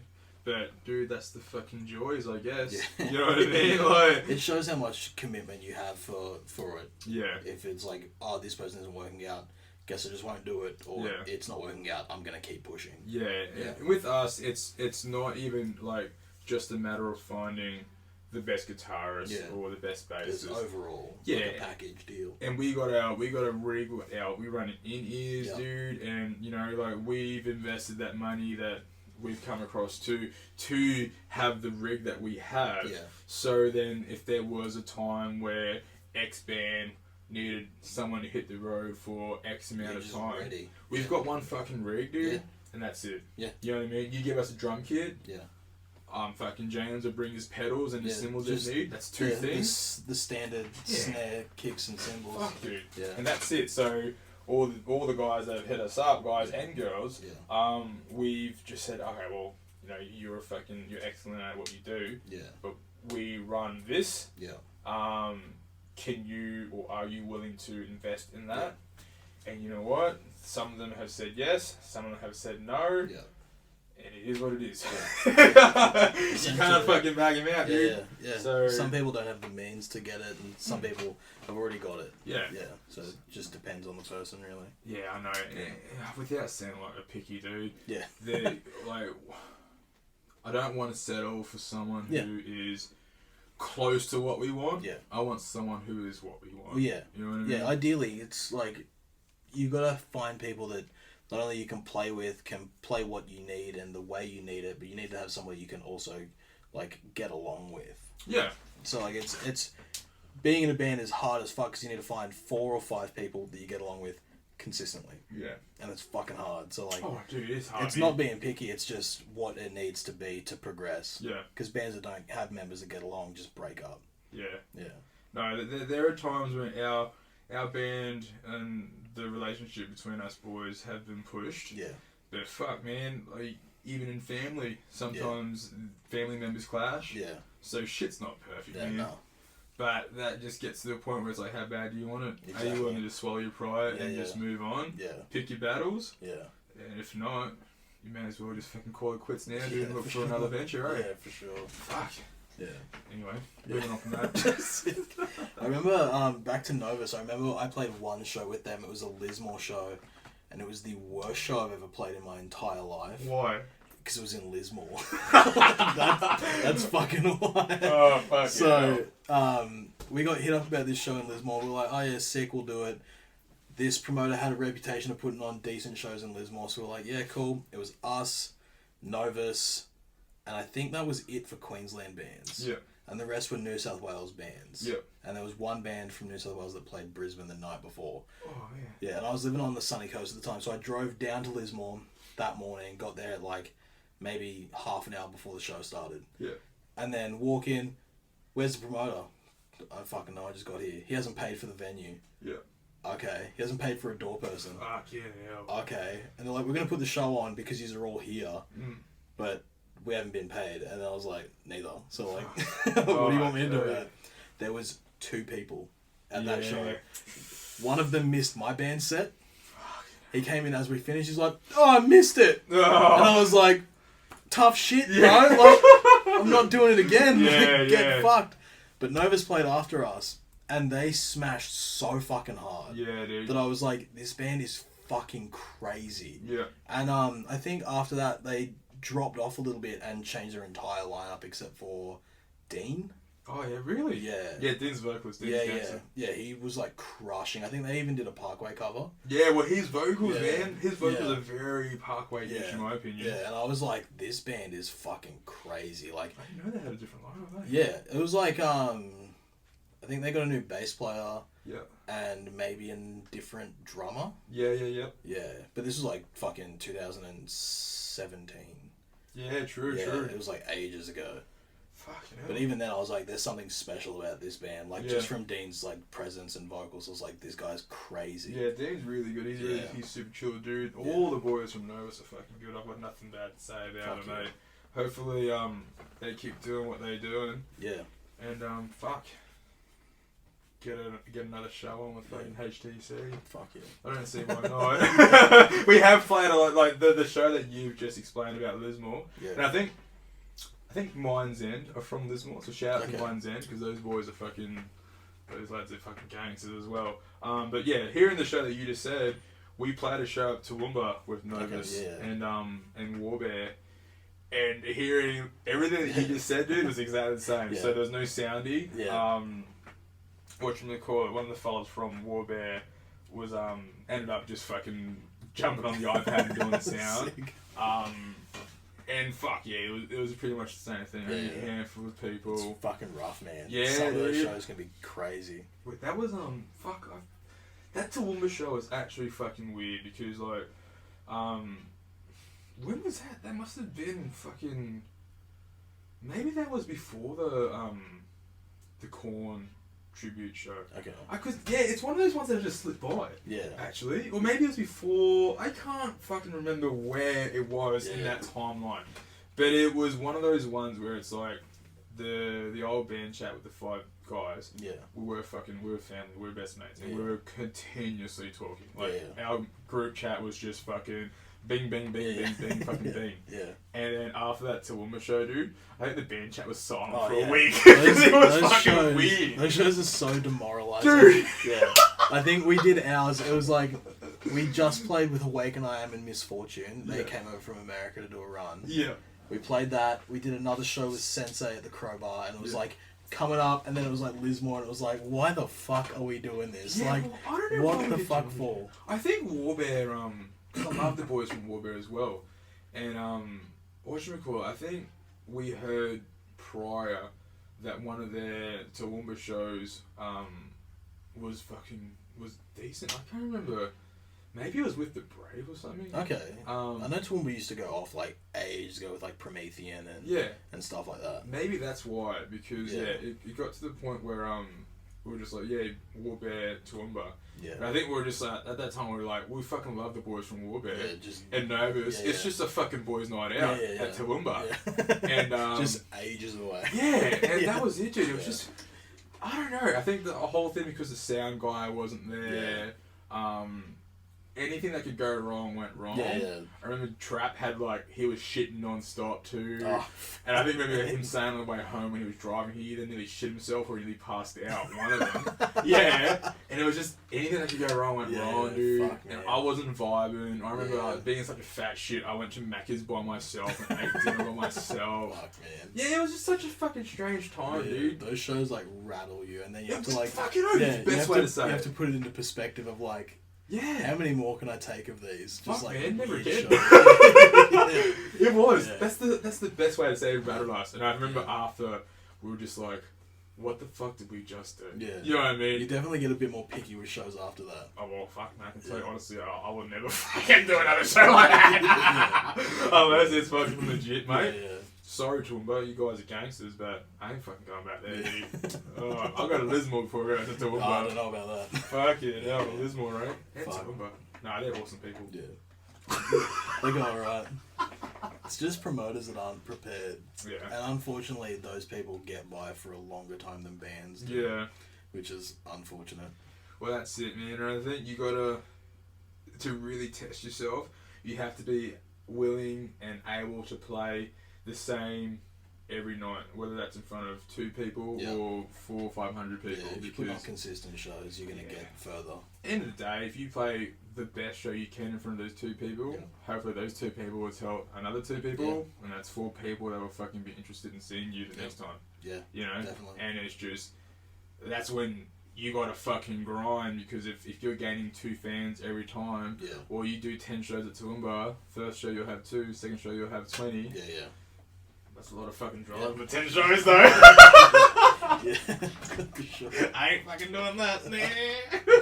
That's sick, for sure. But yeah, it's sick, and if we'll just hit your socials, and then the big one to wrap up with is we'll do top 5 favorite bands of all time. Alright, fuck yeah, dude.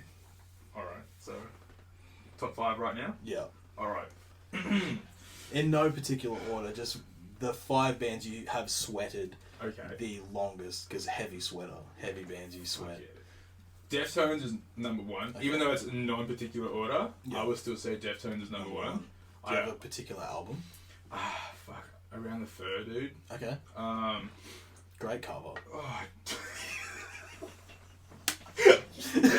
As a teenager, right? Like, I remember seeing that and I was like, holy shit! And it's still, it's one of those times where it's like, if you listen to that album and you're in public and you see the album cover on your phone, you're like hiding from people because they're like, what are you looking at?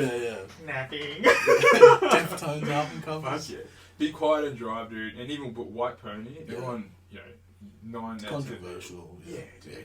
9 out of 10 people would be like, oh, you can't go past White Pony. Yeah. And fuck yeah, dude. White Pony is such a good album. Yeah. Digital Bath, dude. Change. But so different from what they were doing before that. Dude, see, White Pony is like really like fucking. It's kind of dark sounding. Yeah, it's a vibe. Yeah, it's mysterious. It's like, oh fuck yeah. It's everything Chino is. Fuck yeah. He's man though. Yeah.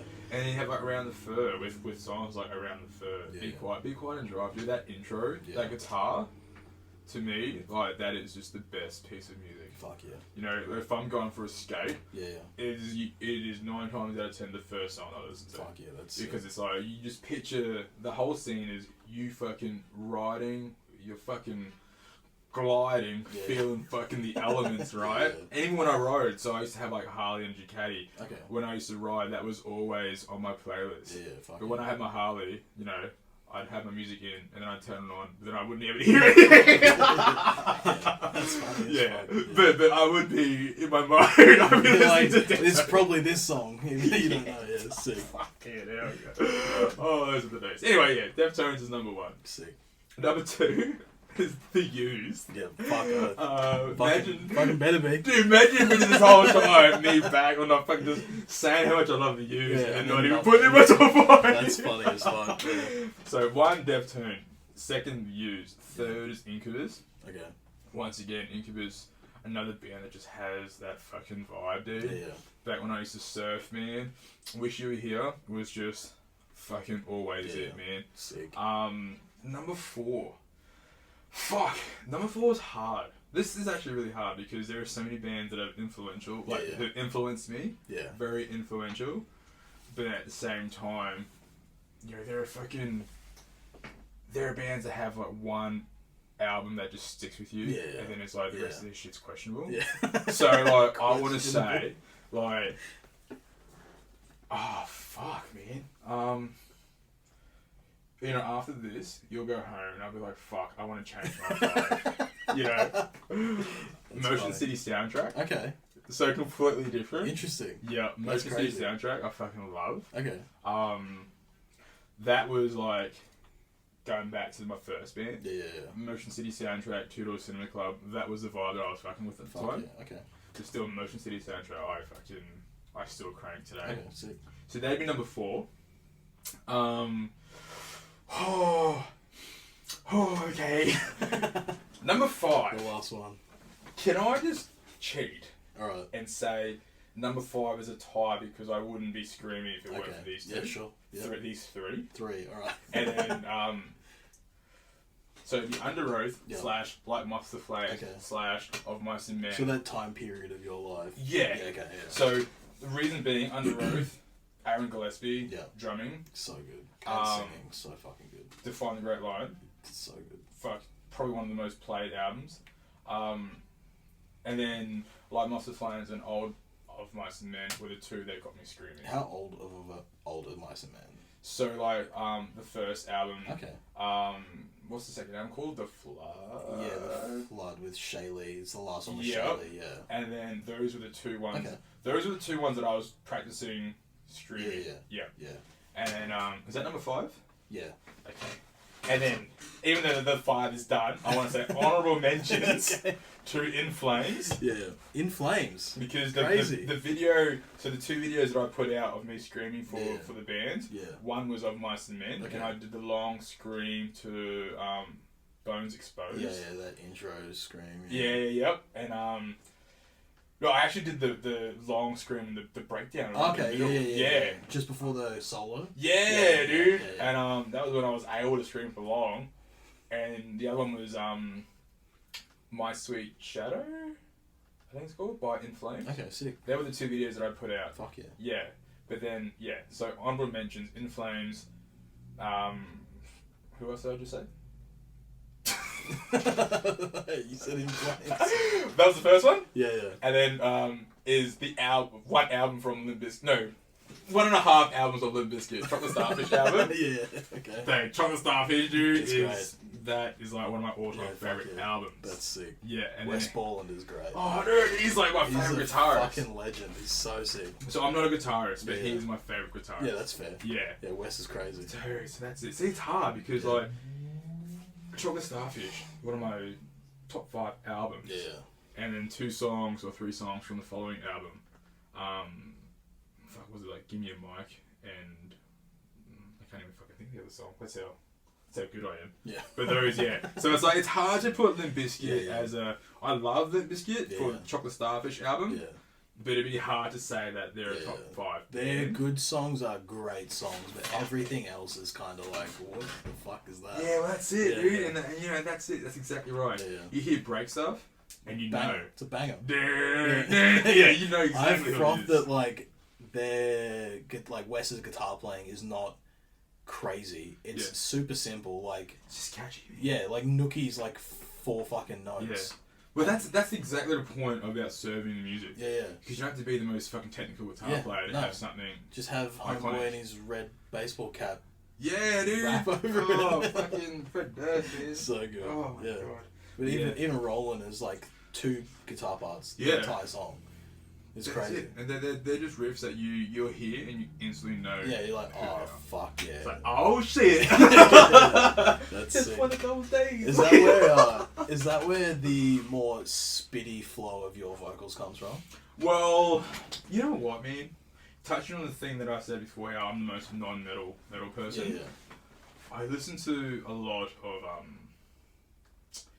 how can I say? I don't want to say I listen to a lot of rap, but there are times where I listen to like a lot of old rap. Yeah. Like Naughty by Nature. Okay. Even old Ice Cube to an extent. Yeah. Tech Nine, like No. old Tech Yeah, Nine, fuck dude. yeah. Where it's just a lot of fast rapping Sick. shit. Yeah. And then I don't know, it's kind of just stuck with it, eh? Yeah, that's sick.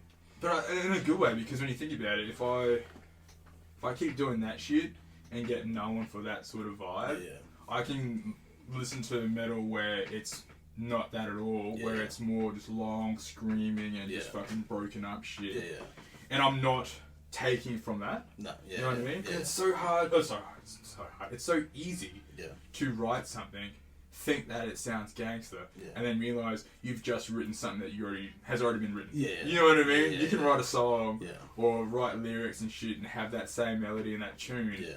and then be like, hold on, that's It's- actually from Yeah, it's similar to something Yeah, else that you dude. get compared. Yeah. yeah. Yeah, and also nobody's really doing that from where I'm seeing in Australian scene. The fast screaming. Yeah, like Alf Wolf did it a little bit when Yeah. Aiden was there, but since then, not really as much. Well, that's good. I'll Yeah. keep doing it then. It stands out, and it's like something that could like set Harbour the Code like apart from everybody else. Yeah. Well, fuck yeah, dude. Yeah. That's good. That's what you want. You want something that like is different from everybody I want else. to fucking tell the other boys that that's staying around. Yeah. So then fuckers be like, nah, I 'Cause want it's, something It's this. interesting to listen to, and Yeah. like it also adds like a different vibe to songs, which is Yeah. fucking killer. The best way I can explain my writing style in terms of lyrics is a lot of the time I'm trying to tell a story. Yeah. And if I'm telling a story, me naturally being a fast talker or a Yeah. speaker, I'm screaming what I would be saying if I was telling you something in a conversation. Yeah. You know what I mean? If I was telling you a story right now, and I'm like, the duck is crossing the road. Fuck no. I'd be like, dude, the duck was crossing the road and he got hit by a car and the blades fucking splattered everywhere. Yes. Fucking, oh! That's the fucking crazy magic behind it. Fuck yeah, that's killer.